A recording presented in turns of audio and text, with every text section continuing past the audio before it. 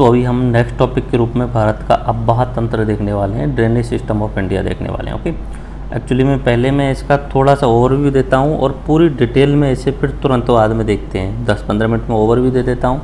देखो, मैंने आपको जब उत्तर का मैदान बताया था, उत्तर के मैदान में 3 नदियाँ इंपॉर्टेंट बताई थी। सिंधु नदी बताई थी, गंगा नदी बताई थी और ब्रह्मपुत्र नदी। इन तीनों नदियों के कारण पूरा भारत का उत्तर का मैदान जो बनता है वो बनता है। ओके, अब एक एक कर सिंधु नदी जो है वो यहाँ से चेमांगडुम ग्लेशियर से निकलती है और अपने तिब्बत में बहते हुए कश्मीर में एंटर करती है। उसके बाद में पाकिस्तान में एंटर कर जाती है और नीचे की साइड में अरब सागर में अपना पानी वो छोड़ देती है। ओके, अब इस सिंधु नदी की सहायक नदियाँ जो हैं वो झेलम, चिनाब, रावी, ब्यास और सतलज। ठीक है, झेलम नदी के किनारे बुलर झील स्थित है। ब्यास और सतलज जहाँ पर मिलती हैं वहाँ पे हरी के बैराज है और इस हरी के बैराज से ही इंदिरा गांधी नहर परियोजना निकलती है। ओके, अगर गंगा नदी की बात करें तो इस साइड में गंगा नदी है, बट गंगा नदी को हम आगे देखते हैं। पहले सिंधु नदी का ही सिंधु नदी के अगर बाईं और दाईं ओर से अगर सहायक नदियों के नाम देखे जाएं तो आप इधर से इस साइड से देखिए, ऐसे इस साइड से अगर आ रही है तो इसका ये वाला हिस्सा हम मानेंगे बायां और इधर वाला हिस्सा मानेंगे सिंधु नदी का दायां। ओके, जिस साइड से बह कर के आ रही है उस हिसाब से देखेंगे तो दाईं दिशा ये है और बाईं दिशा ये है। सतलज, ब्यास, रावी, चिनाब, झेलम, जांस्कर, सिगार एंड गिलगिट, ये नदियां जो हैं वो बाईं तरफ से आके मिलती हैं और दाईं तरफ से काबुल, कोमल, ये अपना जो नदियां हैं वो अपने दाईं तरफ से आके मिलती हैं। अगर लंबाई की बात करें तो सिंधु नदी की लंबाई जो है वो 2880 किलोमीटर है। ओके, सतलज की 1500 किलोमीटर, रावी की 720, ब्यास की 625, झेलम की 1180। ये अपना गंगा नदी का जो है 2525 किलोमीटर उससे ज़्यादा है, बट इसका ज़्यादातर हिस्सा पाकिस्तान में बहता है, इसलिए सिंधु नदी को हम भारत का बड़ा हिस्सा नहीं मानते हैं। ठीक है, तो भारत की सबसे बड़ी नदी जो मानते हैं हम गंगा नदी को मानते हैं। ओके, पंजाब पंच प्लस आप 2 शब्दों से मिलकर बना है 5 नदियों वाला क्षेत्र। ठीक है, कौन कौन सी नदियाँ हैं? झेलम, चिनाब, रावी, ब्यास, सतलज, और इनकी भी बहुत सारी सहायक नदियाँ हैं, छोटी छोटी वो भी हैं। सिंधु जल समझौता जो हुआ था 1960 में हुआ था भारत पाकिस्तान के बीच। इसमें क्या की बात कही गई कि ऊपर वाली 2 नदियाँ हैं, ठीक है, झेलम और चिनाब। झेलम और चिनाब जो नदियाँ हैं उनके 20% जल का उपयोग जो है वो भारत कर सकता है और 80% वो उनका जो है वो पाकिस्तान के लिए देगा, झेलम, चिनाब। और नीचे की जो 2 नदियाँ हैं सतलज और रावी, इनके 80% का उपयोग भारत को प्राप्त है और पाकिस्तान के लिए 20%। ठीक है, तो इसलिए यहाँ पे सतलज और रावी वाले इन पे यहाँ पे बांध बने हुए हैं। ओके, झेलम और चिनाब पे भारत की तरफ से बांध ज़्यादा नहीं बने हुए हैं। ओके, अब नीचे चलते हैं गंगा नदी तंत्र की तरफ। अभी हम थोड़ी देर में इससे डिटेल में देखने वाले हैं। ठीक है, गंगा नदी का उद्गम जो है उत्तरकाशी जिले में गौमुख के निकट गंगोत्री हिमानी से है। यहाँ इसे भागीरथी नदी के नाम से जाना जाता है। देवप्रयाग में भागीरथी व अलकनंदा मिलकर के गंगा नदी का निर्माण करते हैं। हरिद्वार के बाद गंगा मैदानी क्षेत्र में प्रवेश करती है। ओके, यहाँ पे देखने की कोशिश करती है। देखो, ये केदारनाथ, इधर की साइड में बद्रीनाथ और इधर की साइड में गंगोत्री। गंगोत्री से एक नदी निकल रही है जिसका नाम है भागीरथी। भागीरथी में यहाँ पे भीलगाना नाम से एक नदी आके मिल जाती है और वहाँ पे टिहरी बांध बना लिया गया। ओके, अब ये भागीरथी आगे चलती है, इधर की साइड से एक नदी आ रही है अलकनंदा। ओके, बद्रीनाथ से एक अलकनंदा नदी आ रही है और अलकनंदा और भागीरथी यहाँ पे आके मिलती हैं। इस जगह का नाम है देवप्रयाग। ओके, देवप्रयाग पर भागीरथी और अलकनंदा 2 नदियाँ आके मिलती हैं, तो वहाँ पे नदी का नाम हो जाता है गंगा। अलकनंदा की एक दूसरी सहायक नदी जो है वो मंदाकिनी है। ओके, अच्छा, जहाँ पे नदियाँ मिलती हैं तो वहाँ पे संगम होता है, प्रयाग बोला जाता है। ओके, तो अगर अलकनंदा में जब धौलीगंगा नदी मिलती है तो उसे विष्णु प्रयाग बोला जाता है। अलकनंदा में नंदाग्नि नदी आकर मिल रही है तो उसे नंद प्रयाग बोला जाता है। अलकनंदा में पिडार नदी आके मिल रही है तो उसे कर्ण प्रयाग बोला जाता है और अलकनंदा में मंदाग्नि नदी आके बोल रही है तो उसे रुद्र प्रयाग कहा जाता है। आगे अलकनंदा आती है, इधर की साइड में से भागीरथी आ जाती है, दोनों जहाँ मिलती हैं वो देवप्रयाग है। ओके, और यहाँ पे इनका नाम हो जाता है गंगा।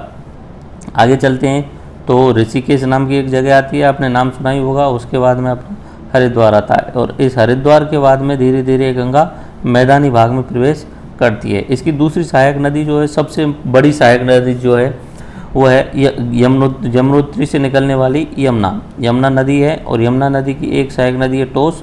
यमुना अपनी गंगा की सबसे बड़ी सहायक नदी है, ओके। और ये आकर के ये इलाहाबाद में आकर के मिल जाती हैं, देवप्रयाग में आकर के मिल जाती हैं, ओके। मैदानी क्षेत्र में गंगा एवं सहायक नदियाँ। गंगा की कुल लंबाई है 2525 किलोमीटर। बाईं तरफ से आने वाली नदियाँ गोमती, घाघरा, गंडक और कोसी। दाईं तरफ से आने वाली नदियाँ यमुना, सोन और टोस। गंगा जब पश्चिम बंगाल में पहुँचती है तो दो प्रमुख वितरकाओं में बढ़ जाती है। मुख्य नदी बांग्लादेश में चली जाती है और वहाँ पद्मा नाम से कहलाती है, बाद में मेघना नाम हो जाता है उसका, ओके। और बंगाल की खाड़ी में वो गिर जाती है। अब देखिए मैदानों में कैसे दिखती है गंगा, ठीक है। हरिद्वार के बाद में गंगा ने मैदानों में प्रवेश किया। कन्नौज के पास में एक नदी आके मिल जाती है रामगंगा, ओके। कन्नौज से आगे बढ़ती है और इलाहाबाद पहुँचती है। इलाहाबाद पर आते समय पे यमुना नदी आके इसमें मिल जाती है। यमुना गंगा की सबसे बड़ी सहायक नदी है। अच्छा, यमुना की भी सहायक नदियों की अगर बात करें तो चंबल नदी, सिंध नदी, बेतवा नदी और केन, ये सब यमुना की हैं, यमुना की सहायक नदियाँ हैं, ओके। यहाँ से इलाहाबाद से आगे वाराणसी शहर आता है। वाराणसी के पास में एक वरुणा नदी जो है वो आके मिलती है गंगा में, ओके। आगे चलते हैं तो गाजीपुर नामक शहर आता है। उस जगह पे गोमती नदी आकर के मिलती है। गोमती नदी जो है वो पीलीभीत से निकलती है और यहाँ पे आके गाजीपुर में आके मिल जाती है, ओके। आगे चलते हैं छपरा बिहार का ज़िला है, तो उस जगह पर के आके इसमें शारदा घाघरा नदी आकर मिल जाती है। उस जगह पर आकर के इसमें घाघरा नदी आकर के मिल जाती है। नीचे की साइड में अमरकंटक की पहाड़ियों से निकली हुई सोन नदी पटना के पास में आकर के यहाँ पे मिल जाती है, ओके। छपरा के बाद में पटना, उसके बाद में सोनपुर पहुँचती है। सोनपुर में आते समय तक यहाँ पे नेपाल से निकल के आने वाली गंडक नदी मिल जाती है। आगे चलते हैं तो बूढ़ी गंडक आके मिल जाती है। थोड़ा आगे चलते हैं, कुर्सेला बिहार के पास में तिब्बत वाले इलाके से निकलते हुए और ये अपना अरुण नदी आती है, और नेपाल वाले क्षेत्र से निकलते हुए कोसी नदी आती है। तो ये दोनों आगे मिलकर के कोसी नदी कहलाती हैं, और यहाँ पे कुर्सेला बिहार के पास में अपने गंगा में मिल जाती है। कोसी को मैंने बताया था कि बिहार में बाढ़ें आती हैं, उसमें सबसे बड़ा योगदान कोसी नदी का होता है, इसलिए बिहार का सूख जो है वो कोसी नदी को बोला जाता है। उससे आगे दार्जिलिंग पहाड़ियों से निकलने वाली महानदा आके मिलती है गंगा नदी में। थोड़ा सा आगे चलने पे अब ये दो वितरकाओं में बढ़ जाती है, दो अलग अलग भागों में बढ़ जाती है। इधर की साइड में, नीचे की साइड में पानी लेके जा रही है ये वितरिका, इसका नाम है हुगली नदी, ओके। और आगे इसका नाम गंगा की बजाय यहाँ पे घुसते ही एंटर होते ही पद्मा हो जाता है, बांग्लादेश में एंटर होते ही, ओके। अब ऊपर से ब्रह्मपुत्र नदी आ रही है, जो सांगपो नाम से तो तिब्बत में जाना जाता है, इंडिया में उसे ब्रह्मपुत्र नदी, और अपने बांग्लादेश में जाने पर उसे जमुना नाम से जाना जा रहा है, ओके। अब यहाँ पे गंगा और ब्रह्मपुत्र दोनों मिल जाती हैं, तब उसके बाद में उसका नाम जो हो रहा है वो पद्मा नाम हो जाता है। इधर की साइड से एक मेघना नदी आके मिलती है, और वहाँ जब मेघना नदी मिल जाती है तो उसके बाद में उसका नाम हो जाता है मेघमा, ओके। तो यहाँ पे ये सुंदरबन का डेल्टा का निर्माण करते हैं। भारत और विश्व का सबसे जो बड़ा डेल्टा है वो अपना गंगा नदी के द्वारा बनाया जाता है, ओके। सहायक नदी क्या होती है, वितरिका नदी क्या होती है, डेल्टा क्या होता है, ज्वारनदमुख, ये आगे अपने थोड़ी देर बाद में हम देखने वाले हैं, टू द पॉइंट, ओके। ये ब्रह्मपुत्र नदी सिस्टम है, इसको भी हम थोड़ी देर में देखेंगे, बट यहाँ पे मैंने मैप के द्वारा अच्छे तरीके से बताया हुआ है। तो एक बार थोड़ा सा पहले ओवरव्यू ले लेते हैं। यहाँ से निकल रही है मानसरोवर झील के पास में से, तिब्बत में इसका नाम सांगपो है। इधर की साइड में एंटर कर रही है ये नामचा बारवा के निकट हिमालय को काटती हुई गहरी गोर्ज का निर्माण करती है। दिहांग के नाम से भारत में प्रवेश करती है, दिहांग के नाम से, ओके। उसके बाद में ये असम में प्रवेश करती है। असम के बाद में इसका नाम यहाँ पे बांग्लादेश में एंटर करती है तो जमुना हो जाता है। ऊपर से इसमें तीस्ता के मिल जाती है, गंगा के साथ में मिलने पे पद्मा हो जाता है। इधर की साइड में से बराक नदी जो है वो उसका बांग्लादेश में नाम मेघना है, तो मेघना से मिलने के बाद में इसका नाम भी मेघना हो जाता है, और यहाँ पे सुंदरबन डेल्टा बनता है। अब इसकी सहायक नदियाँ देख लीजिए, ऊपर से नीचे की साइड में तीस्ता, संकोश, मानस, रंगा नदी, सुबनश्री, ये इसकी सहायक नदियाँ हैं। कौन सी दिशा से, क्योंकि इस साइड से आ रही है, इसका भाव इस साइड में, तो ये दिशा हुई अपनी दाईं और ये दिशा हुई अपनी बाईं, ओके। तो इसकी बाईं दिशा में आने वाली दिबांग, लोहित, बूढ़ी दिहांग, उसके बाद में नीचे की साइड से धनश्री और कपिला, ये नदियाँ आके मिलती हैं। और मैंने आपको बताया था असम में एक जो नदी द्वीप है वो माजुली द्वीप, वो ब्रह्मपुत्र नदी पर ही स्थित है, ओके। अब बाईं तरफ से और दाईं तरफ से सहायक नदियाँ एक बार फिर से देख लीजिए, बूढ़ी दिहांग, लोहित, कपिला, दिबांग और धनश्री, दाईं तरफ से सहायक सुबनश्री, कामेंग, मानस, सकोस, तीस्ता, रंगा नदी और जिया भरिणी, ये नदियाँ जो हैं वो ब्रह्मपुत्र के दाईं तरफ से आने वाली नदियाँ हैं। अब देखते हैं प्रायद्वीपीय नदियाँ। प्रायद्वीप भारत का सबसे लंबी नदी जो है वो गोदावरी नदी है। बंगाल की खाड़ी में गिरने वाली कृष्णा, कावेरी, पेन्नार, महानदी, गोदावरी, ब्राह्मणी, बेतवा और पलार। ओके। अरब सागर में गिरने वाली नदियाँ नर्मदा, ताप्ती, साबरमती, माही, लूनी, घग्गर, पेरियार और काली नदी। ये मैंने यहाँ पे मैप बनाया हुआ है, एक बार ओवरव्यू देख लेते हैं और फिर बाद में जो अपना रिवाइज्ड व्यू में दिखाने वाला हूँ उसमें हर नदी का डिटेल में देखेंगे। एक एक नदी को पकड़ेंगे, उसकी सहायक नदियाँ, उस पर कौन कौन से बांध हैं, उस पर कौन कौन से जलप्रपात हैं, ये सब हम अच्छे तरीके से देखेंगे। देखो ऊपर की साइड से एक एक नदी लेते हैं। राजस्थान में अजमेर से निकलती है लूनी नदी, कच्छ के रण में जाकर के विलुप्त हो जाती है। उदयपुर के आसपास में साबरमती नदी निकलती है और ये गुजरात में बहते हुई इधर की साइड में खंभात की खाड़ी वाले स्थान पर गिर जाती है। एमपी से माही नदी निकलती है, राजस्थान में एंटर, बी शेप बनाने के बाद में फिर से नीचे की साइड में चल जाती है गुजरात में और यहाँ पे खंभात की खाड़ी में घुस जाती है। ओके। अमरकंटक की पहाड़ियों से नर्मदा नदी निकलती है, बीच में धुआंधार जलप्रपात है और ये जाके मिल रही है अपने अरब सागर में। ऐसे ही सेम टू सेम साथ में ही एक दूसरी समानांतर में ताप्ती नदी है। ओके। इस साइड से हम देखें तो छोटा नागपुर पठार वाले क्षेत्र से यहाँ पे नदियाँ निकल रही हैं। इनमें से सबसे इम्पोर्टेंट नदी जो है वो महानदी है। ओके, महानदी। नीचे की साइड में चलते हैं तो इम्पोर्टेंट नदी है गोदावरी नदी, जो अपना बंगाल खाड़ी में अपना जल डालती है। उसके बाद में कृष्णा नदी एंड पेन्नेरू, कावेरी, ये नदियां हैं अपने प्रायद्वीपीय क्षेत्र की। ओके। एंड केरल की सबसे लंबी नदी जो है वो पेरियार नदी है। कृष्णा नदी की सहायक नदी तुंगभद्रा एंड भीमा। उसके अलावा गोदावरी की मंजरी, पेनगंगा, ये। और इधर की साइड में अगर झील देखें जो अपना चिल्का झील जो है वो लेगून झील है। उसके अलावा कोल्लेरू झील, ये भी लेगून झील है। एंड बेवनाथ झील जो है वो भी लेगून झील है। ये तो प्रायद्वीपीय नदियाँ हैं। इन सब नदियों को एक एक करके हम डिटेल में देखने वाले हैं। भारत की नदियाँ, ये टॉपिक जो है वो बहुत हॉट टॉपिक रहता है हर एग्जाम में। इसकी शुरुआत में मैं आपको ये बताऊंगा कि नदियाँ क्या होती हैं, नदियों के उपयोग, नदियों के प्रकार, भारत की प्रमुख नदियाँ कौन कौन सी हैं, उनकी सहायक नदियाँ कौन सी हैं। उसके बाद में नदियों के किनारे जो प्रमुख शहर हैं उन पर बात करेंगे और इम्पोर्टेंट फैक्ट्स कुछ रहते हैं और रिवाइज करने। सो राइट नाउ जो आप अपने इस साइड में जो देख रहे हैं वो अपने आईपैड की स्क्रीन रिकॉर्डिंग है। तो देखते हैं, चलते हैं, एक एक टॉपिक को पूर्ण रूप से कवर करते हैं। पहले तो यह बता दूं कि इस लेक्चर में हम क्या कवर करने वाले हैं। सबसे पहले हम देखेंगे नदियाँ क्या होती हैं, व्हाट इज द रिवर्स, नदियों के उपयोग क्या हैं। थोड़ा सा जल्दी में देखेंगे क्योंकि इनमें ज़्यादा डिटेल में जाने की ज़रूरत नहीं है। ये थोड़ा सा अगर पूछ लिया जाता है तो रिटर्न एग्जाम में पूछ लिया जाता है, नदियों की डेफिनेशन वगैरह, इनके यूज। फिर नदियों के टाइप्स देखेंगे, नदियों के टाइप्स कितने हैं। फिर उसके बाद में भारत की प्रमुख नदियाँ जो हैं और उनकी सहायक नदियाँ हैं उनके बारे में चले जाएंगे। फिर नदियों के किनारे प्रमुख शहर और उनके साथ साथ में इम्पोर्टेंट फैक्ट, और भारत में प्रमुख बांध जो हैं उनके बारे में हम बात करेंगे, भारत के प्रमुख बांध कौन कौन से हैं। ओके। और लास्ट में जाते जाते हम उसे रिवाइज भी कर लेंगे। ओके। नदियाँ, नदियों की परिभाषा देखते हैं, इंग्लिश में और हिंदी में दोनों में देखते हैं। A river is the natural flowing water course, usually fresh water flowing toward the ocean, sea, lake और अनदर रिवर। मतलब कहने का ये है, एक कोई पानी का स्रोत है जो ऑटोमेटिक स्वतः गुरुत्वाकर्षण बल के कारण ऊंचाई से नीचाई की तरफ जा रहा है, और नीचाई की तरफ या तो वो समुद्र में जा रहा है या कहीं सागर में जा रहा है या कहीं झील में जाकर के या गड्ढे में जाकर के खत्म हो रहा है। तो रिवर एक नेचुरल फ्लो होता है वाटर का। ठीक है। इसे हिंदी में परिभाषा देखते हैं। नदी भूतल पर प्रवाहित एक जलधारा है जिसका स्रोत प्राय कोई झील, हिमनद, झरना या बारिश होती है। नदी का जो स्रोत होता है या तो ऊंचे ऊंचे पहाड़ों पे जो बारिश होती है उसके कारण हो सकता है, या कोई झील हो सकती है, झील से भी निकल सकती है, हिमनद हो सकते हैं, ग्लेशियर्स हो सकते हैं, झरना हो सकते हैं। किसी सागर अथवा झील में जाकर के गिर जाती है, सागर, समुद्र या कहीं झील में जाकर के गिर जाती है। नदी शब्द संस्कृत शब्द नद से आया है। संस्कृत में इसे सरता भी कहते हैं। नदी दो प्रकार की होती है नॉर्मली, एक तो होती है सदा नीरा और एक होती है बरसाती नदियां।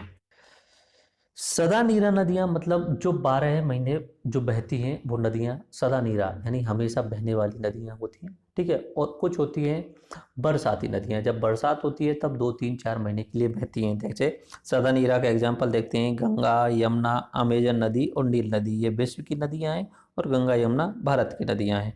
ठीक है। बरसात के मौसम में सिर्फ बहने वाली जो नदियाँ होती हैं वो बरसाती नदियाँ होती हैं। राजस्थान में बहुत सारी बरसाती नदियाँ आपको मिल जाती होंगी। ये आप चित्र देख रहे हैं, ये कोई नदी बह रही है। नदियों के उपयोग, ठीक है। नदी के साथ मनुष्य का गहरा संबंध रहा है पुराने समय से ही। नदियों से केवल फसल ही नहीं उपजाई जाती बल्कि वे सभ्यता को जन्म देती हैं और उसका पालन पोषण भी करती हैं। इसलिए मनुष्य हमेशा नदियों को देवी के रूप में देखता आया है। भारत की संस्कृति का ये खास बात रही है। भारत में अगर आपको कोई कुछ दे रहा है तो आप उसके प्रति आभार व्यक्त करते हैं और उन्हें एक तरीके से भगवान या देवता मान लेते हैं। तो नदियाँ हमारे लिए बहुत कुछ देती हैं। तो हमारे यहाँ पे हमारी संस्कृति में, भारतीय संस्कृति में नदियों की पूजा की जाती है, नदियों को देवी माना जाता है। ठीक है। तो भारत की जो नदियाँ हैं जैसे गंगा, यमुना, इनकी पूजा की जाती है। आपने बहुत ज़्यादा देखा होगा इन सब के बारे में, आरती भी होती है नदियों की। तो कारण क्या रहे? क्योंकि ये जल भी दे रही हैं पीने के लिए, फसल में भी सहयोग है, सभ्यता भी इनके किनारे बनी हुई है। सिंधु घाटी सभ्यता सिंधु नदी के किनारे बनी। अपनी जो गंगा यमुनी तहजीब बोलते हैं जिसे, गंगा यमुनी संस्कृति, वो भी गंगा और यमुना दो नदियों के किनारे बनी। परिवहन की व्यवस्था भी होती है और भोजन भी इनसे प्राप्त हो जाता है। ओके, अब एक नदी की यात्रा देखते हैं। ये जो इमेज देख रहे हैं एक नदी की यात्रा का इमेज है। सबसे पहले बात करते हैं सोर्स। सोर्स क्या है उसका, कहाँ से निकल के नदी आ रही है। सोर्स यानी शुरुआत कहाँ से हो रही है, स्रोत कहाँ है। ठीक है, जहाँ से नदी के ओरिजिन हो रहा है। देखो यहाँ से नदी का ओरिजिन हो रहा है। कारण क्या हो सकता है? या तो ये बादलों से पानी आ रहा है, दूसरा इन पहाड़ों पर ग्लेशियर्स जमे हुए हैं, यहाँ से निकल के आ रहा है। ये सोर्स हो गया, यहाँ से नदी ने निकलना शुरू कर दिया। ये क्या हो गया? इसका सोर्स हो गया, यानी उद्गम स्थान हो गया। ओके, इस तरीके से ये नदी जा रही है। अब क्या हो रहा है कि इस नदी में आकर के कोई दूसरी सहायक नदी आकर के मिल रही है। देखिए इधर से कोई दूसरी सहायक नदी आ रही है, ये यहाँ पर आके मिल गई। ऐसे ही कोई दूसरी नदी आ रही है, ये भी आके मिल गई। तो ये क्या हो गई? इसकी ट्रिब्यूटरी। ट्रिब्यूटरी यानी सहायक नदियां, स्मॉलर रिवर्स और stream that flows into bigger river. अब बिगर रिवर तो ये वाली है, बड़ी वाली तो रिवर ये हो गई है जो सीधी सीधी जा रही है, ये बड़ी नदी हो गई। और ये जो सहायक नदियां हैं ये इसमें आकर के मिल रही हैं, तो ये क्या हो गई? इसकी सहायक नदियां, या इंग्लिश में बोलेंगे इसे ट्रिब्यूटरीज। देन आगे चलती जा रही है ये नदी इस तरीके से। अब ये नदी इस पानी को ले जाकर के कहाँ पहुंचाने वाली है? इधर की साइड में ले जा रही है, और यहाँ पे इधर की साइड में ये समुद्र है, यहाँ पे पहुंचाने वाली है। लेकिन बीच बीच में इसके हिस्से का कुछ पानी इधर से भी होके निकलने वाला है, इस साइड में होके भी, कुछ पानी इधर होके भी निकलने वाला है, इस तरीके से। तो ये होती हैं जो पानी को समुद्र में पहुंचाने में सहयोग करती हैं, वो होती हैं वितरकिका। वितरकिका यानी डिस्ट्रीब्यूटरी नदियां। डिस्ट्रीब्यूटरी नदियों का इंग्लिश में क्या बोलेंगे? A branch of main river that flows out from it. कोई नदी जा रही है, जैसे गंगा यमुना, गंगा नदी है, और जैसे ही वो समुद्र में पहुंचने वाली होती है तो उसकी छोटे छोटे भाग बट जाते हैं, तो वो कहलाती है वितरिका। उसके पानी का वितरण समुद्र में करने वाली होती है वो वितरिका यानी डिस्ट्रीब्यूटरी। ठीक है, तो ये इसकी डिस्ट्रीब्यूटरी हो गई। ये इसकी सहायक नदी नहीं है, पानी इसमें अंदर नहीं आ रहा है वापस से, इससे पानी बाहर की साइड में जा रहा है, इसलिए इसे बोलेंगे वितरिका, बाहर भेजने वाली डिस्ट्रीब्यूटरी नदी। ओके, उसके बाद में फोर नंबर पॉइंट आता है कि जहां पे ये नदियां ज्यादा हो जाती हैं इस तरीके से, वहां पे फ्लड प्लेन बन जाता है, यानी कि बाढ़ वाला क्षेत्र बन जाता है। तो ये वाला जो आप क्षेत्र देख रहे हैं इधर की साइड में, अगर पानी ज्यादा हो जाएगा इधर की साइड में तो हो सकता है कि बाढ़ आने के चांस रहे। तो यहाँ पे फ्लड प्लेन बन जाता है, तो इसे बोले जाता है फ्लड प्लेन। फ्लड प्लेन का मतलब क्या हुआ? Flat land along the river that is prone to flooding. ऐसा समतल स्थान नदी के किनारे जहां पे बाढ़ आने की संभावना रहती है। जहां पर दो नदियां आकर के मिलती हैं, जैसे कि इधर की साइड से एक नदी आ रही है और ये नदी आ रही है, इस जगह पे इनका कॉन्फ्लुएंस हो रहा है, where two rivers water bodies meet. जहां पे दो नदियां आके मिलती हैं, जैसे यहाँ पे भी है, तो ये क्या हो रहा है? इनका मिलन हो रहा है। ठीक है, तो ये हो गई कॉन्फ्लुएंस जहां पे हो रहा है। ओके, तो इस तरीके से ये नदी निकलती जाती है और यहाँ पर समुद्र में पहुंच जाती है। समुद्र में पहुंचती है तो वहां पे होता है रिवर का माउथ, या उसे हिंदी में बोलते हैं मुहाना। ठीक है, शुरुआत कहाँ से हो रही है उसकी? उद्गम स्थान से। उद्गम स्थान से शुरुआत हो रही है और कहाँ पे जाके खत्म हो रही है? मुहाने पे। देखिए इधर दोबारा से देखिए, यहाँ उद्गम है उसका, उद्गम से निकल के ये दूसरी इसकी सहायक नदियां आ गई। सहायक नदियां इस तरीके से फिर ये नदी चलती जा रही है। ठीक है, और यहाँ पे अपना पानी छोड़ने वाली है, इस जगह पे समुद्र में पानी छोड़ने वाली है, ठीक है। और यहाँ पर पहुंचने पे ये क्या कहलाता है, मुहाना कहलाता है। जब वो मुहाने पे छोड़ती है तो अलग अलग वितरिकाओं में बट जाती है, इस तरीके से बहुत सारी वितरिकाओं में बट जाती है, तो वहां पे डेल्टा का निर्माण हो जाता है, डेल्टा, ठीक है। इंडिया में अपना गंगा नदी या गंगा और ब्रह्मपुत्र दोनों नदियों के सहयोग से जो डेल्टा बनता है सुंदरवन डेल्टा कहलाता है। बांग्लादेश और पश्चिम बंगाल में मिलता है, वो विश्व का सबसे बड़ा डेल्टा है। डेल्टा मतलब जब नदी समुद्र में पहुंचने वाली होती है तब अपना पानी जो है वो अलग अलग वितरिकाओं में डाल देती है, बहुत सारी वितरिका, एक नहीं कम से कम 50, 100, 1000 वितरिकाओं में डाल देती है, तो वहां पे डेल्टा बन जाता है। ओके, चलो अब आगे चलते हैं। नदी के प्रकार उद्गम स्रोत के आधार पर और मुहाने के आधार पर, जहां पे नदी अपना पानी छोड़ रही है वहां के आधार पर, और जहां से नदी निकल के आ रही है वहां के आधार पर। इंडिया में उद्गम स्रोत के आधार पर नदियां दो प्रकार की होती हैं, एक तो हिमालय से निकलने वाली नदियां, दूसरी प्रायद्वीपीय क्षेत्र से निकलने वाली नदियां। देखो, उद्गम स्रोत के आधार पर हिमालयी नदियां और दूसरी होती हैं प्रायद्वीपीय नदियां, और मुहाने के आधार पर या तो अरब सागर में जाएंगी या बंगाल की खाड़ी में जाएंगी, ठीक है। चित्र पे देख लीजिए, एग्जाम्पल दिखाता हूं मैं पहले तो। उद्गम स्रोत के आधार पर निकलने वाली नदियों के एग्जाम्पल, हिमालय से निकलने वाली नदियां जैसे इंडस रिवर सिस्टम है वो हिमालय से निकलता है, गंगा नदी का तंत्र है वो हिमालय से निकलता है, ब्रह्मपुत्र नदी का तंत्र है वो भी हिमालय से निकलता है।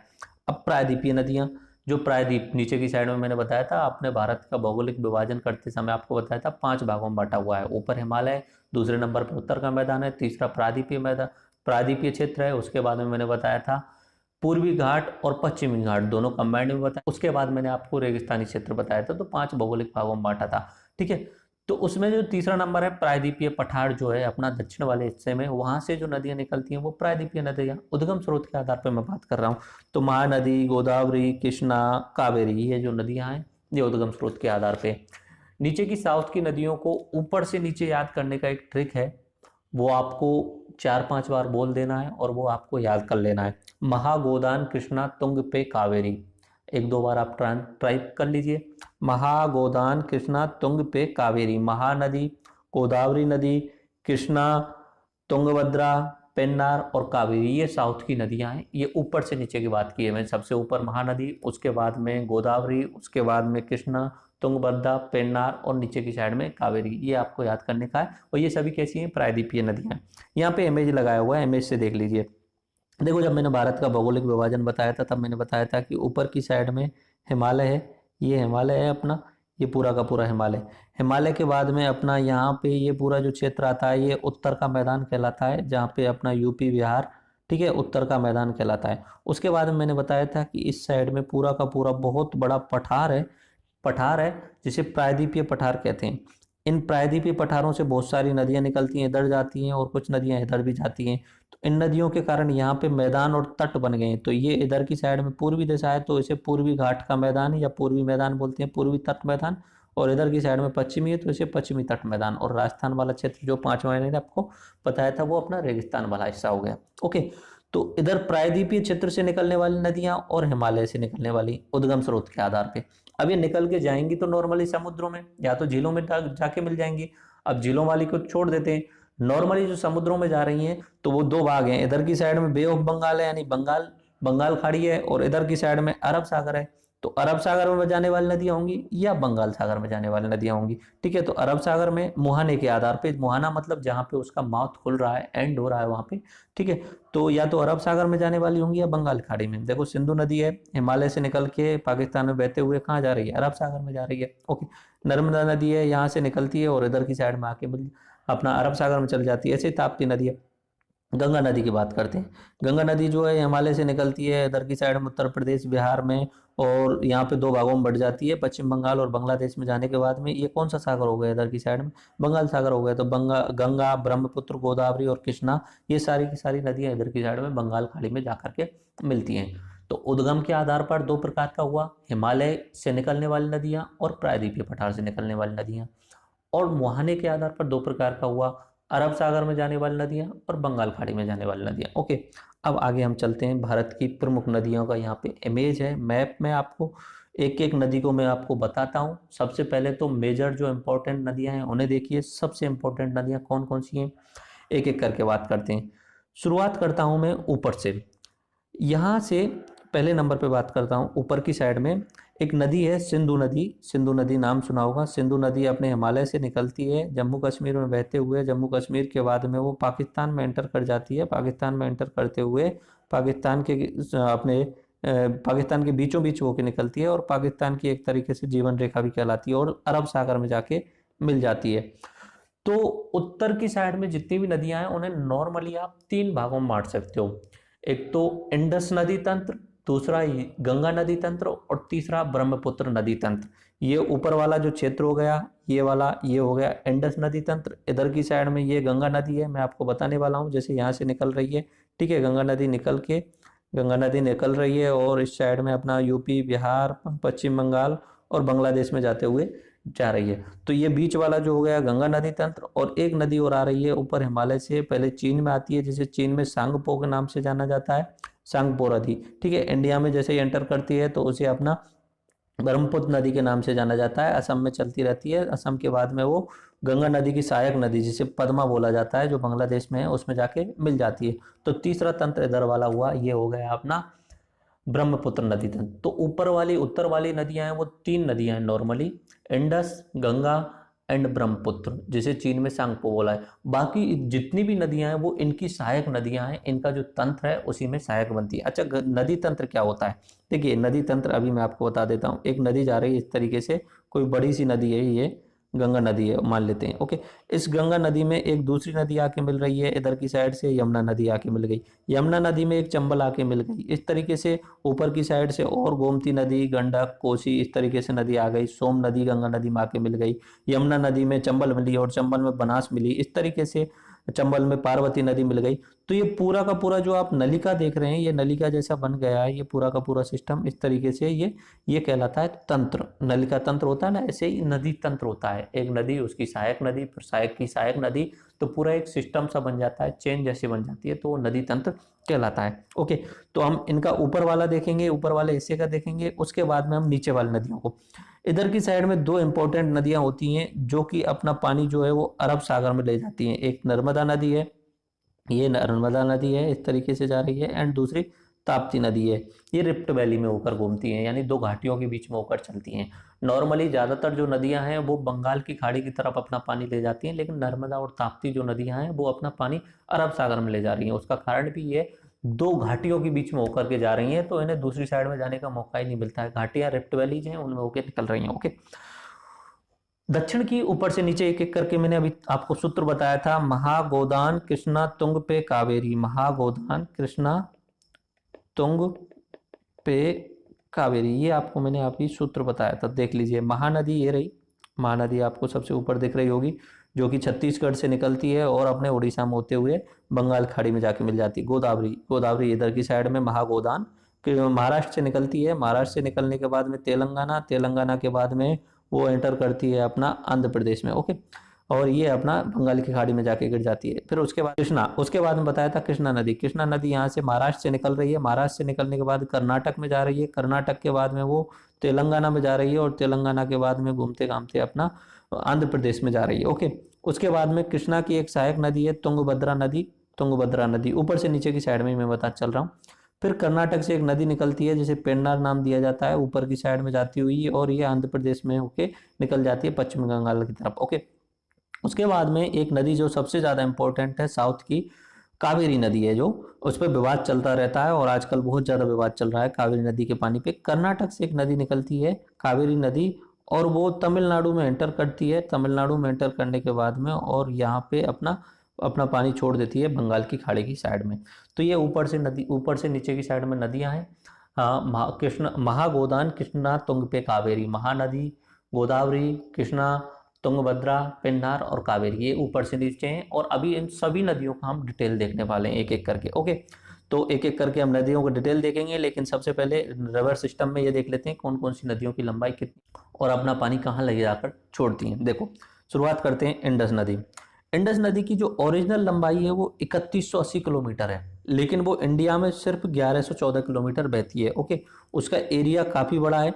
ठीक है, 3,21,000 किलोमीटर जो है वो एरिया है वो इंडिया के अंदर है। ओके, हाँ, इसकी बात करते हैं तो निकलती कहाँ से, ओरिजिनेट कहाँ से होती है? तिब्बत में northern slopes and mount Kailash, Kailash पर्वत से निकलती है और कहाँ जाके खत्म होती है, अरेबियन सी।